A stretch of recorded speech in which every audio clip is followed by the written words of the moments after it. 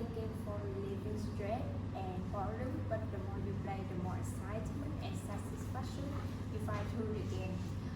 By that, you gradually get addicted by game and cut yourself out of your life. Well, gaming is an interesting topic, and the effect of gaming on mental health is a diverse and complicated subject. In this today program, we will be discussing the relationship of game and people's mental health.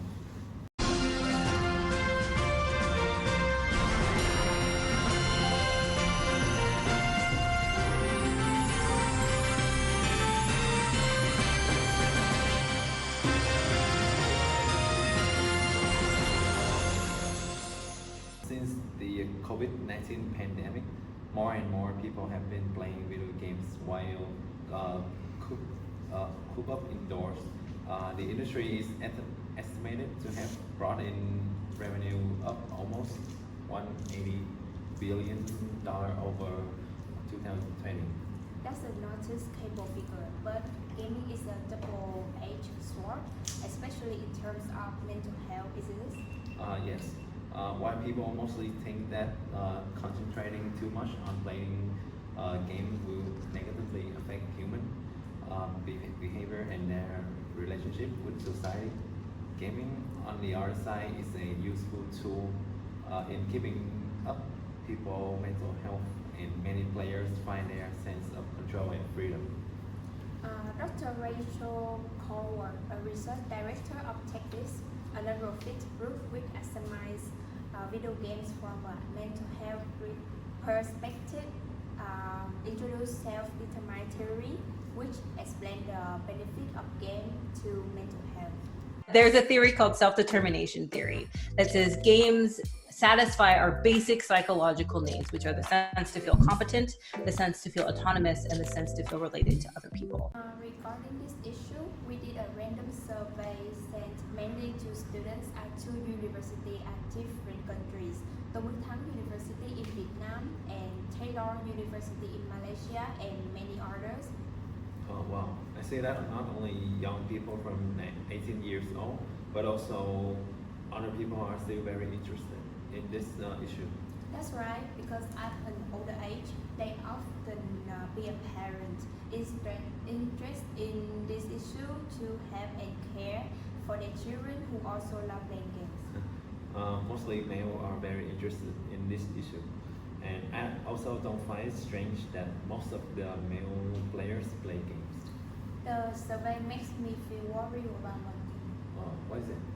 Look, most students are very interested in playing games. That's nothing to say because they need entertainment after days of school. However, more than 30% of unemployed people are very interested in playing games. Is this something to be very concerned about? I just realized it, and if I were them, I would spend most of my time submitting my CV to look for a job instead of sitting home and play games. I also see that very few people who are already working and are interested in playing games.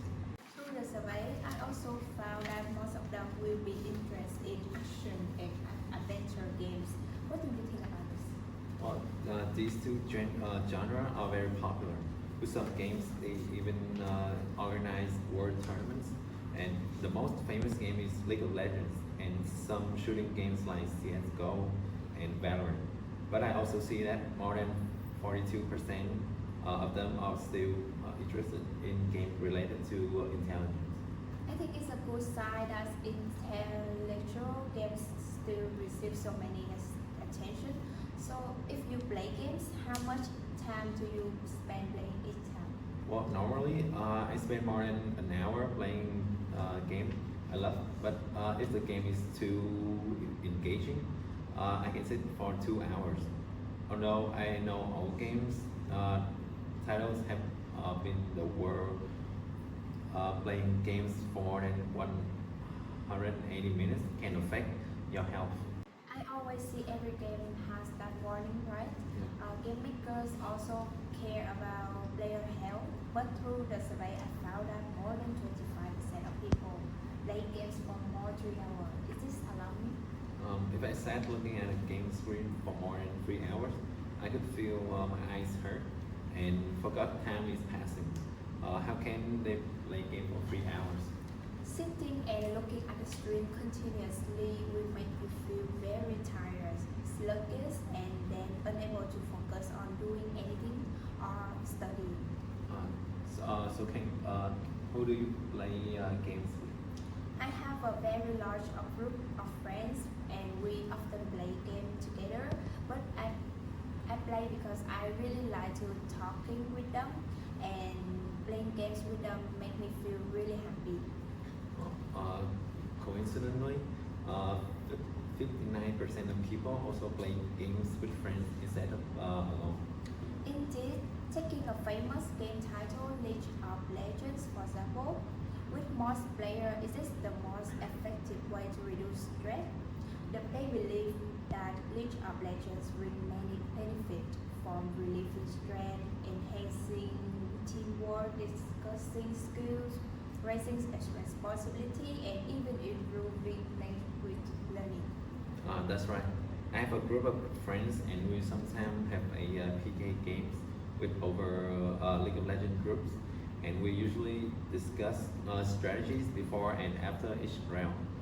For players like us, this is kind of important. Gaming community where we are not only share common interests but also can support each other. Create the social bonds within gaming community. That more than 80% of people feel aggressive when playing games, but there are also many people who feel stressed when playing games. Why? I think because when they play games and they really want to win in advance for the rank, for example, so if they lose, they will feel angry and under a lot of pressure instead of feeling happy. This is also quite negative in gaming because games are something that is supposed to help us feel relief after a long day and mentally recover. We've been talking a lot about the positivity of the game so far. Now let's take a look at the harmful effects the games bring to us. What do you think? Personally, usually if young people play games, they will often play after their school hours, which means in the evening. And most of them will play games until late at night, sometimes until morning. This greatly affects their sleep. Yes, this can cause them to have sleep disorders and they will most likely feel mood swing, like they feel happy while playing games, but after they lose a match, they feel annoying. Up to 42% of them feel mood swing, like you said. But you know that if they play game excessively, they might suffer the mix-up between the real world and the second world in the video games. A lot of young men and some young women were becoming very addicted to this game called Second Life or games like it. So Second Life is a type of game where you can create an avatar and you create this like completely different alternative universe where you do interact with other people who are in the game, but you can create a whole new you in a way. You can create a different persona. You could even be a different gender.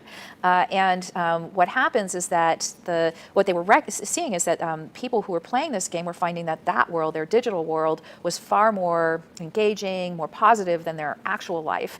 And so the suicide rates were increasing in these young men. In some cases, they were developing like a gaming psychosis where they felt that if they had killed themselves, they could then live on forever in this other second life. The WHO has been raising a red flag about the phenomenon as some adolescents called gaming disorders. Adding gaming disorder to their list of addictive activities, likening it to substance abuse and gambling disorders.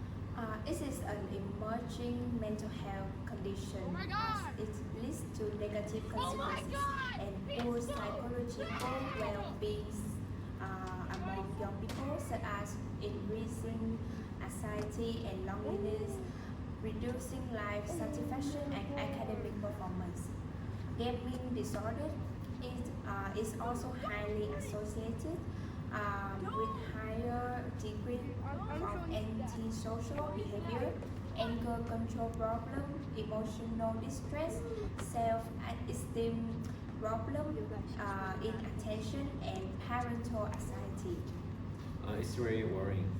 I didn't expect that just playing games could have such an impact on mental health. So in our survey, we also got some answers when being asked their experience after playing video games, such as League of Legends makes me want to kill myself, or playing games with my friends makes me happy, and being healed after many stress from school. But if I play too much, my eyes will get tired and I will sleep later after playing games. And finally, let's see if respondents feel that gaming has a positive or negative effect on their mental health. Most people choose both. I also agree with them because gaming are something that helps us entertain, rest, bring a lot of positive emotion and more. It only brings negativity when you play games too much in a day without resting, or you can't find positive emotion when interacting with the games. Maybe when we are bored, in addition to playing games, we can find other hobbies such as reading books, going out with friends, playing some sport, etc. I agree with you. Okay, so let's try to link the issue with Western and Eastern philosophy and discuss it together. As I learned in the West, video games has become an indispensable part because they provide entertainment, social interaction, and immersive experience, providing a sense of escapism and reducing stress. And an interesting thing is that when finding excitement in the game, dopamine is released into a nucleus accumbens, the pleasure center of the brain. Western philosophy shows us that the human brain follows a psychological pattern called the victory circuit, designed to reward participation. And video games are designed to make us feel good after conquering obstacles, so they effectively hack this circuit. Wow, it sounds abstract, but it's so true. So let's try to understand this issue according to the analysis of the Eastern philosophy. According to the philosophy here, balance is an important concept in the game, and the game will bring a sense of balance, helping players experience a variety of emotion in the virtual world to achieve psychological balance.